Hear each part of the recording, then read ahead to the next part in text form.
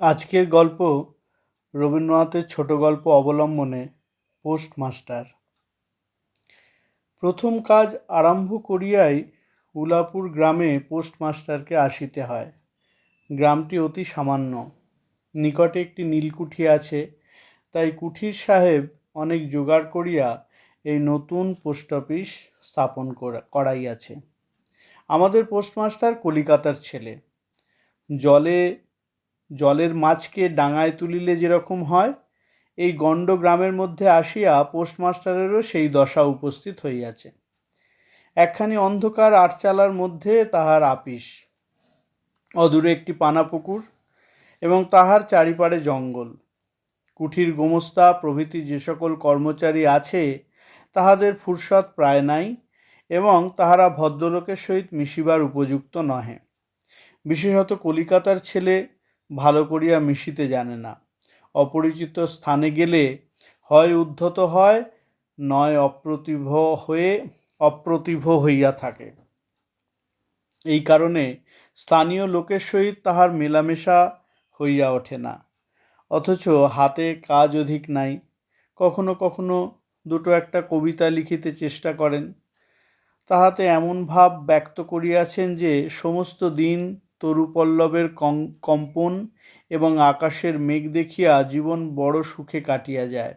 কিন্তু অন্তর্যামী জানেন, যদি আরব্য উপন্যাসের কোনো দৈত্য আসিয়া এক রাত্রের মধ্যেই শাখাপল্লব সমেত সমস্ত গাছগুলো কাটিয়া পাকা রাস্তা বানাইয়া দেয় এবং সারি সারি অট্টালিকা আকাশের মেঘকে দৃষ্টিপথ হইতে রুদ্ধ করিয়া রাখে, তাহা হইলে এই আদমরা ভদ্র সন্তানটি পুনশ্চ নবজীবন লাভ করিতে পারে।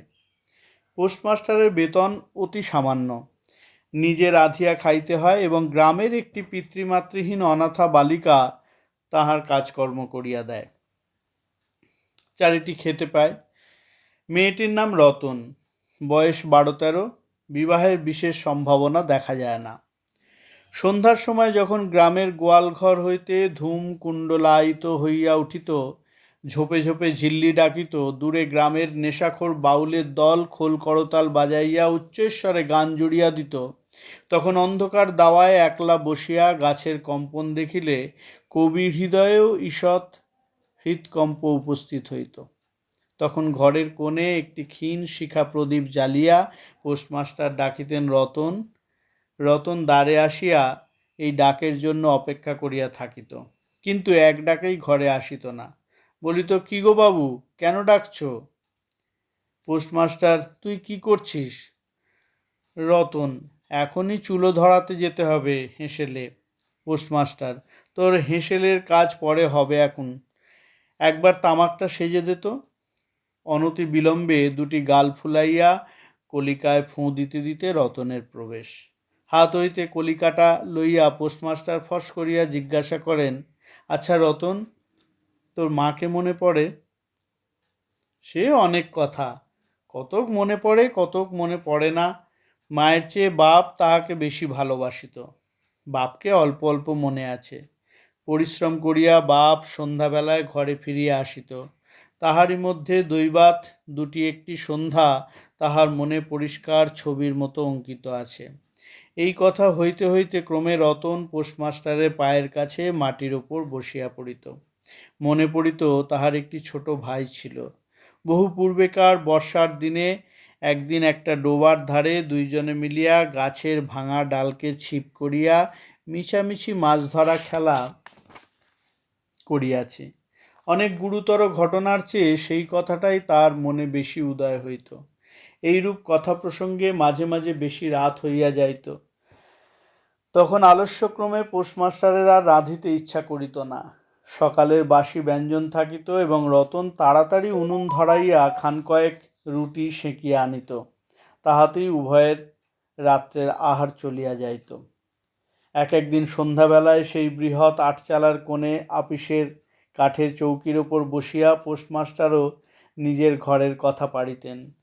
ছোট ভাই, মা এবং দিদির কথা, প্রবাসে একলা ঘরে বসিয়া যাহাদের জন্য হৃদয় ব্যথিত হইয়া উঠিত তাহাদের কথা।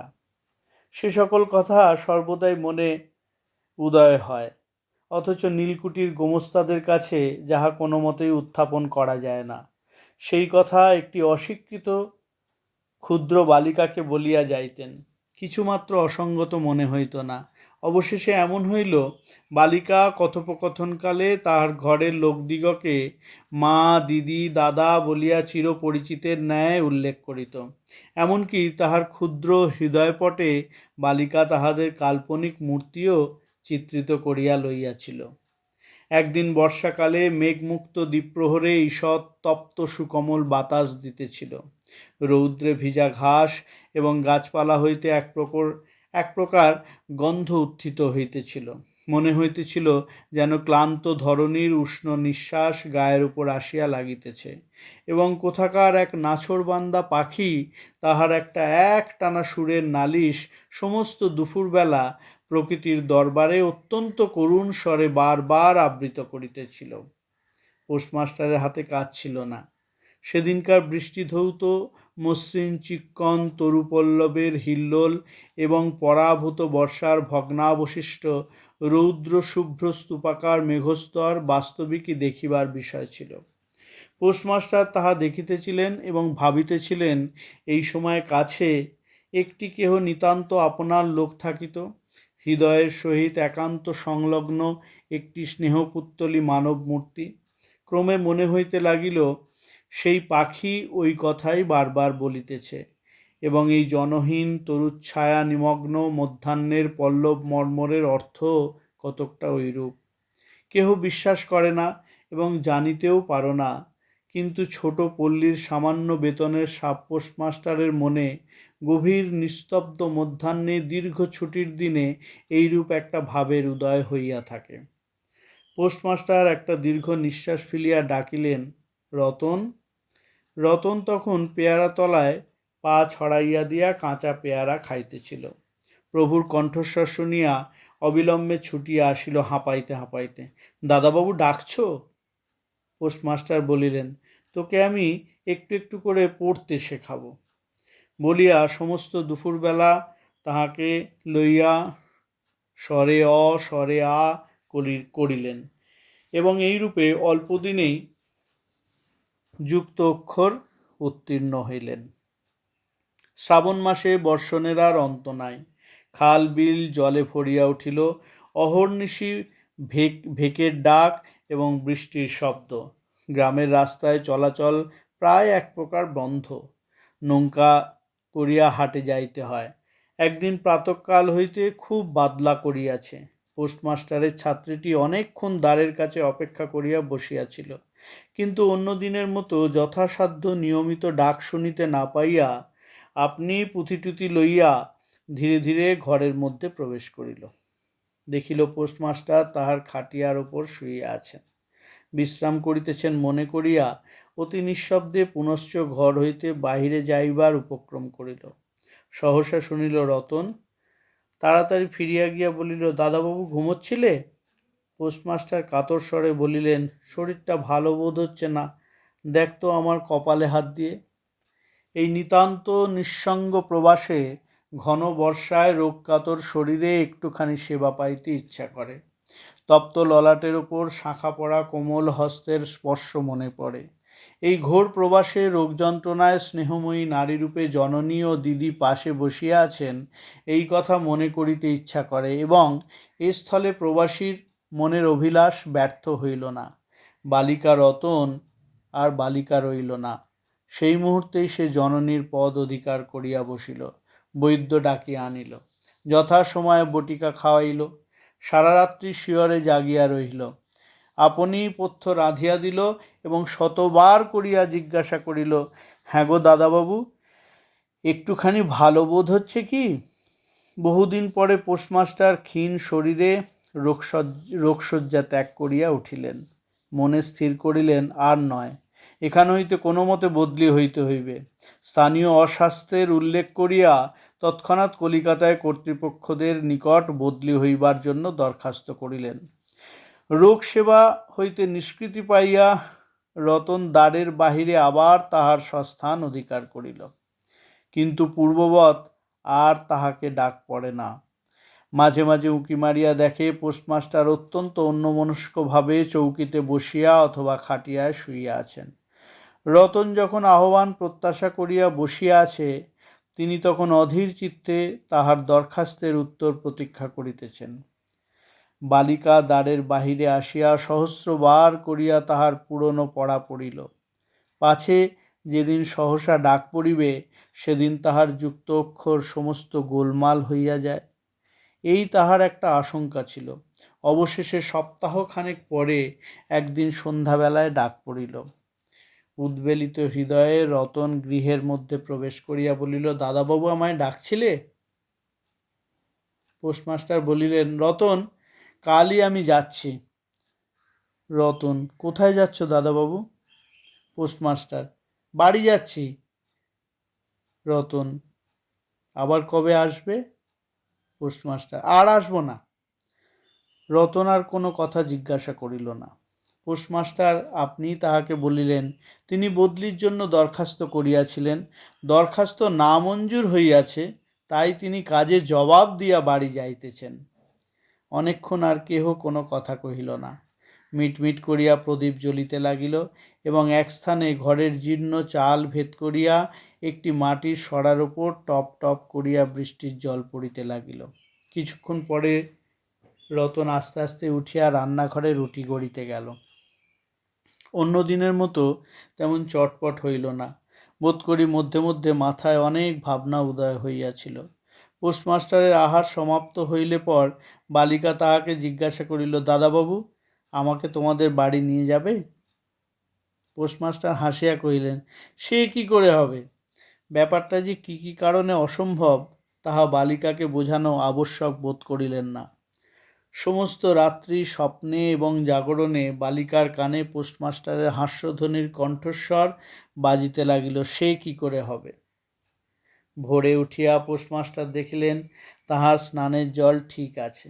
কলিকাতার অভ্যাস অনুসারে তিনি তোলা জলে স্নান করিতেন। কখন তিনি যাত্রা করিবেন সে কথা বালিকা কি কারণে জিজ্ঞাসা করিতে পারে নাই।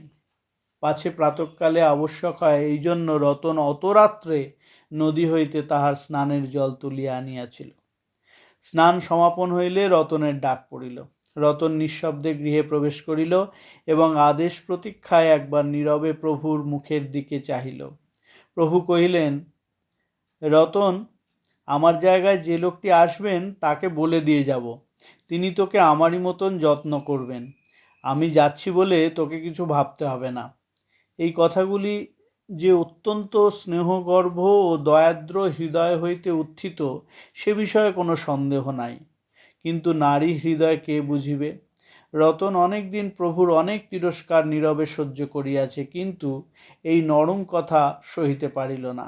একেবারে উচ্ছ্বসিত হৃদয়ে কাঁদিয়া উঠিয়া কহিল, না না, তোমার কাউকে কিছু বলতে হবে না, আমি থাকতে চাই নে। পোস্টমাস্টার রতনের এরূপ ব্যবহার কখনো দেখেন নাই, তাই অবাক হইয়া রহিলেন। নতুন পোস্টমাস্টার আসিল, তাহাকে সমস্ত চার্জ বুঝাইয়া দিয়া পুরাতন পোস্টমাস্টার গমনোন্মুখ হইলেন। যাইবার সময় রতনকে ডাকিয়া বলিলেন, রতন, তোকে আমি কখনো কিছু দিতে পারিনি, আজ যাবার সময় তোকে কিছু দিয়ে গেলুম, এতে তোর দিন কয়েক চলবে। কিছু পথ খরচা বাদে তাহার বেতনের যত টাকা পাইয়াছিলেন পকেট হইতে বাহির করিলেন।